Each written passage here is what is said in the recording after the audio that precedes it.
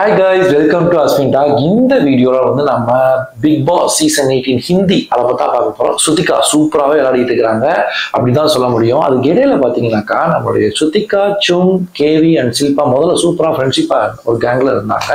அப்புறம் நம்ம சில்பா பார்த்து விட்ட வேலையால பாத்தீங்கன்னாக்கா சும்முக்கும் ஸ்ருதிகாவுக்கும் சண்டை வந்துச்சு. அதுக்கப்புறம் சும்முக்கும் கேவிக்கும் சண்டை வந்துச்சு.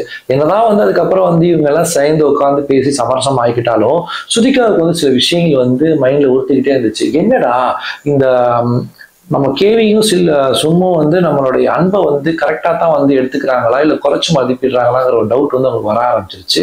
பிகாஸ் வந்து கேவி வந்து என்னதான் வந்து ஷில்பா வந்து டபுள் கேம் ஆடுறாங்கிறத வந்து ஸ்ருதிகா போய் சொன்னாலுமே அதை வந்து கேட்கவே மாட்டேங்கிறாங்க. அது வந்து ஒரு கன்சிடரும் பண்ண மாட்டேங்கிறாங்க. நிறைய எபிசோட்ஸ்ல பாத்தீங்கன்னாக்கா வந்து கேவி கிட்ட தான் வந்து வாலண்டியரா போய் நம்ம ஸ்ருதிகா பேசி சமரசம் ஆறாங்களை தவிர்த்துட்டு அதுக்கான ஸ்டெப்பை வந்து கேவி எடுக்கிற மாதிரியே தெரியல. வேற ஒரு இருதுளி கொள்ளி எறும்பு மாதிரி இங்கிட்டும் போக முடியாம, அதாவது சில்பா பக்கமும் போக முடியாம, சும் பக்கம் போக முடியாம, ஸ்ருதிகா பக்கம் வர முடியாம ஒரு மாதிரி தடுமாறிட்டே இருக்காரு. எல்லாத்தையுமே வந்து அப்படியே ஒரு மாதிரி ஈக்குவலாவே வந்து மேனேஜ் பண்ணிட்டு இருக்கிறாரு. சரி ஓகே அப்படின்னு சொல்லிட்டு பார்த்துட்டு இருக்கும்போது இந்த ஸ்ருதிகா என்ன பண்றாங்கன்னாக்கா நேற்று ரொம்ப பயங்கரமா அழுக ஆரம்பிச்சிட்டாங்க ஒரு 2 மணி நேரத்துக்கு முன்னாடி. ஏன் அப்படின்னு பாத்தீங்கன்னாக்கா இவங்களுக்கு வந்து ரொம்ப டவுட்ஃபுல் ஆயிடுது. இந்த வீட்டில் நம்ம ரொம்ப வந்து அண்டர் எஸ்டிமேட் பண்ணப்படுறாங்க நம்மளுடைய அம்பையும், அதே சமயத்தில் நம்ம எல்லாருமே டார்கெட் பண்றாங்கிறத வந்து அவினாஷ் கிட்ட வந்து புலம்பிட்டு இருக்கிறாங்க. அவினாஷ் வந்து சொல்றாங்க இது வந்து ஒரு கேம், இது வந்து நீங்க என்னதான் வந்து ஸ்வீட்டா நடந்துக்கிட்டாலும் என்னதான் வந்து மோசமா நடந்துக்கிட்டாலும் உங்களை டார்கெட் பண்றவங்க டார்கெட் பண்ணிட்டு தான் இருப்பாங்க. உங்களை அடிச்சு அவங்க முன்னாடி போறதுதான் இந்த கேமுடைய பாணி அப்படிங்கிற மாதிரி சொல்லிட்டு இருக்கிறாங்க.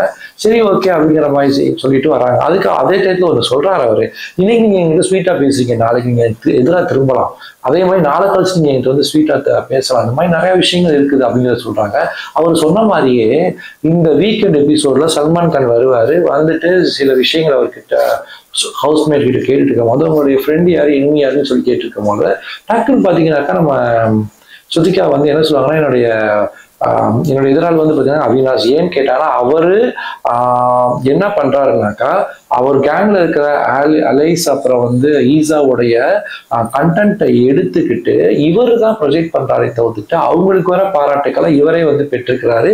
இது வந்து இவங்களை வந்து இன்ஃப்ளூயன்ஸ் பண்ணி இவர் வந்து எடுத்துக்கிற ஒரு விஷயமா இருக்குது. இவருக்கான டைரக்டான ஒரு நேர்மையான தன்மையா தெரியல அப்படிங்கிற மாதிரி அவங்க சொல்றாங்க. அதுக்கு வந்து பாத்தீங்கன்னாக்கா அவினாஷ் பயங்கரமா இருக்காரு. நேத்தனமும் வந்து யோகியமா என்கிட்ட வந்து அழுதிங்க, இப்ப என்னமோ வந்து ரொம்ப பெருசா பேசுறீங்க அப்படின்னு சொல்லும் போது நீ தானப்பா அது வந்து கேம்னு சொன்ன, நேற்று நான் கூட நல்லா பேசுவேன், அப்புறம் இன்னைக்கு வந்து நான் வந்து திருப்பி முறைச்சிப்பேன், நாளைக்கு நல்லா பேசுவேன்னு சொன்னீங்க, அதே மாதிரி பார்ப்போம் நாளைக்கு கொஞ்சம் நல்லா பேசுறேன் அப்படிங்கிறது வந்து ரொம்ப ஒரு மாதிரி டஃப் கொடுக்குற மாதிரி பேசிட்டு இருப்பாங்க ஸ்ருதிகா.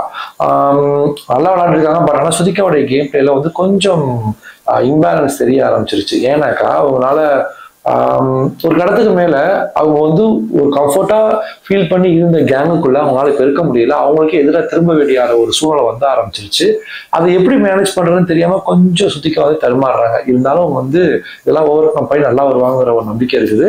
பார்க்கலாம் என்ன நடக்குதுன்னு. ஓகே, இந்த வீக்கெண்ட் ஷோல வந்து பாத்தீங்கன்னா நம்ம சல்மான் கான் வந்து பயங்கரமா வந்து இறங்கினாரு. இறங்கினோடனே பாத்தீங்கன்னாக்கா அவர் வந்து ஒரு பொண்ணை கூட்டிட்டு வந்து உட்கார பாட வைக்கிறாரு. அந்த பொண்ணு வந்து ரொம்ப ஃபன்னா பாடுறேங்கிற பட்சத்துல ரொம்ப பயங்கரமா கத்தி கத்தி பாடுவாங்க. அது ரொம்ப ஹாப்பியா ஹவுஸ்மேட்ஸ் எல்லாம் வந்து ரொம்ப ஃபன் பண்ணி என்ஜாய் பண்ணிட்டு இருப்பாங்க. அதுக்கப்புறம் பாத்தீங்கன்னாக்கா ஒருத்தர் கூட்டிட்டு வந்து உலக டீயாத்த விட்டுருவாரு. அவரோட சேர்ந்து நம்ம பாகாசிங்கையும் சேர்ந்து டீயாத்த விடுவாரு. 2 டீல வந்து எது பெஸ்ட் டீ அப்படிங்கிற மாதிரி ஹவுஸ்மேட் போய் வந்து குடிச்சு பார்த்து டெஸ்ட் பண்ணிட்டு இருப்பாங்க.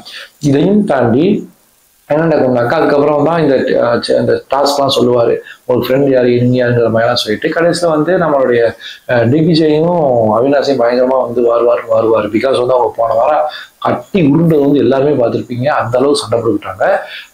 ஸோ கொஞ்சம் வார்ன் பண்ணிட்டு அதுக்கப்புறம் பார்த்தீங்கன்னாக்கா எவிஷன் அப்படின்னு வரும்பொழுது பார்த்தீங்கன்னாக்கா நம்மளுடைய இவர் தான் எவிட் ஆவார்னு நினைக்கிறேன், நம்மளுடைய நாகா சிங். இது வந்து இன்னும் வந்து ப்ராப்பரா சொல்லலை அவரு. ஏன்னா ரொம்ப லீஸ்ட் இருக்கு பாத்தீங்கன்னாக்கா நம்ம நாகா சிங், அதுக்கடுத்து சும், அதுக்கடுத்து பாத்தீங்கன்னாக்கா சகத் பாண்டே. மேக்சிமம் சும் காப்பாற்றப்பட்டுருவாங்க.